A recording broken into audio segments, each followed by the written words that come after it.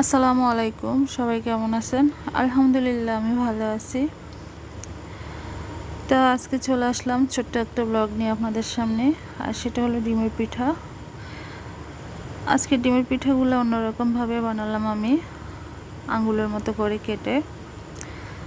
তো এটা আমি আমার বোনের রিকোয়েস্টে বানালাম। আমার বোনের অনেক পছন্দ এই পিঠাগুলা, কারণ এই পিঠাগুলো আমি যখন ভাজি তখন মুচমুচে করে ভাজি, খেতে অনেক ভালো লাগে।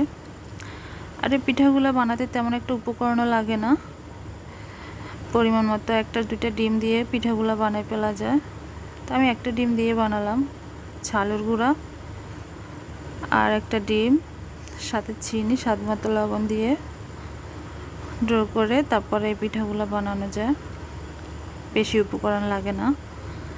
তো আমি ওর রিকোয়েস্টে পিঠাগুলো বানালাম, কারণ ও পছন্দ করে পিঠাগুলো খেতে। বলছে যে আপু আমাকে পিঠাগুলো বানায় দাও, আমার পিঠাগুলো খেতে ইচ্ছে করতেছে।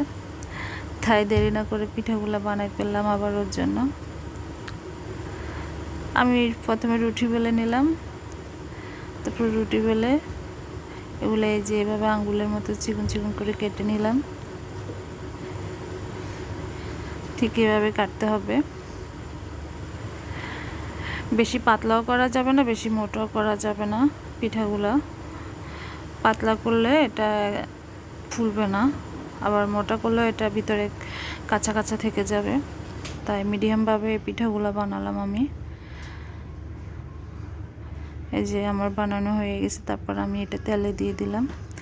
এটা আস্তে আস্তে আগুন দিতে হবে, বেশি জোরে আগুন দেওয়া যাবে না, মিডিয়াম আছে এটা ভাজতে হবে, না হলে কিন্তু পুড়ে যাবে, ভিতরে কাঁচা থেকে যাবে। তো আমি আস্তে আস্তে পিঠাগুলো ছেঁকে নিলাম। এই যে পিঠাগুলোর কালার বাদামি কালার হয়ে গেছে, মাশাআল্লাহ অনেক সুন্দর। তো আপনাদের কাছে কেমন লাগছে আমার পিঠাগুলো অবশ্যই কমেন্ট বক্সে কমেন্ট করে জানাবেন, যাতে আমি আবার আপনাদের সামনে নতুন কোনো রেসিপি নিয়ে আসতে পারি বা নতুন কোনো কিছু নিয়ে আসতে পারি।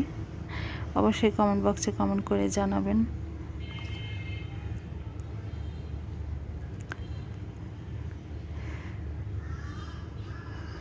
আমি একটা খেয়ে দেখলাম, অনেক মুচমুচে হয়েছে, মাশাআল্লাহ অনেক স্বাদ হয়েছে। খেতে চাইলে চলে আসুন আমার বাসায়, কে কে খাবেন দেরি না করে চলে আসুন। এই যে আমি একটা ভেঙে দেখাচ্ছি, ভিতরে একটু সাদা থাকলেও কিন্তু অনেকটা মুচমুচে এগুলা। এই যে ঝরা ঝরা হয়ে যায়, দেখছেন, চাপা দিলেই ঝরা ঝরা হয়ে যায়। কালারটা অনেক সুন্দর আসছে। তো আজকে এতটুকু পর্যন্ত, সবাই ভালো থাকবেন, আল্লাহ হাফেজ।